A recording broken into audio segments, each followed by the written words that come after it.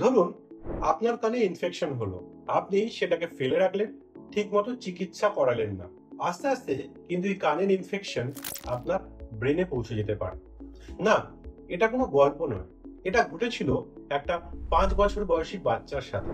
আজকে আমরা সেই ঘটনা নিয়ে আলোচনা করব। নমস্কার, আমি doctor Sabyasachi Saha, consultant brain and spine surgeon. একটা 5 বছরের বাচ্চা, যার মাঝে মাঝেই ঠান্ডা লেগে থাকতো এবং এই ঠান্ডা লাগার জন্য তার কানে ইনফেকশন হয়। তার বাবা মা কাছের দোকান থেকে কিছু ওষুধ আর কানের ড্রপ নিয়ে এসে তাকে দিল। কোনো ডাক্তার তারা দেখাননি তাকে।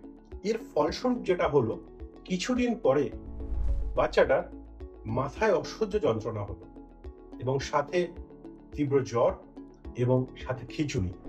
এর সাথে আরেকটা যে ঘটনা ঘটেছিল সেটা হচ্ছে তার মুখের একদিকটা বেঁকে গেছিল। এই সমস্ত সিমটম গুলো নিয়েই কিন্তু ওই বাচ্চাটা সুদূর মালদা থেকে আমার কাছে এসেছিল। যখন আমি বাচ্চাটাকে দেখি তখন বাচ্চাটার অবস্থা খুবই খারাপ।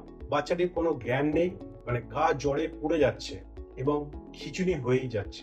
সেমত অবস্থায় আমি অ্যাডমিশন করি বাচ্চাটা এবং একটা সিটি স্ক্যান করার অর্ডার দিই। সিটি স্ক্যানে দেখা যায় যে কানে যে পুঁজ জমেছিল বাচ্চাটার, সেটা মাথায় ছড়িয়ে গেছে এবং মাথায় একটা প্রমাণ সাইজের একটা অ্যাবসেস বা পুঁজ তৈরি হয়েছে।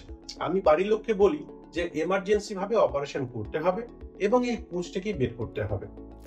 এমার্জেন্সি অপারেশনও হয় এবং মোটামুটি 50 থেকে 60 ml পুঁজ আমরা মাথা থেকে বার করি। তারপর অনেক দিন পর্যন্ত বাচ্চাটা আইসিইউতে থাকে, ফিজিওথেরাপি চলে এবং তারপরে আস্তে আস্তে বাচ্চাটা সুস্থ হয়। বাচ্চাটা সুস্থ হওয়ার পরে আমি ইএনটি স্পেশালিস্টের কাছে বাচ্চাটিকে রেফার করি, কারণ কানে তো ইনফেকশন রয়ে গেছে।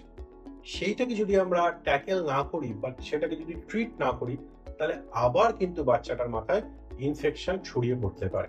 সুতরাং কোনো কানের ইনফেকশনকেই হালকাভাবে নেবেন না। প্রয়োজন মতো ডাক্তার দেখান এবং ডাক্তারের পরামর্শ মতো ওষুধপত্র এবং কানের ড্রপ নিন। ভালো থাকবেন, সুস্থ থাকবেন। নমস্কার।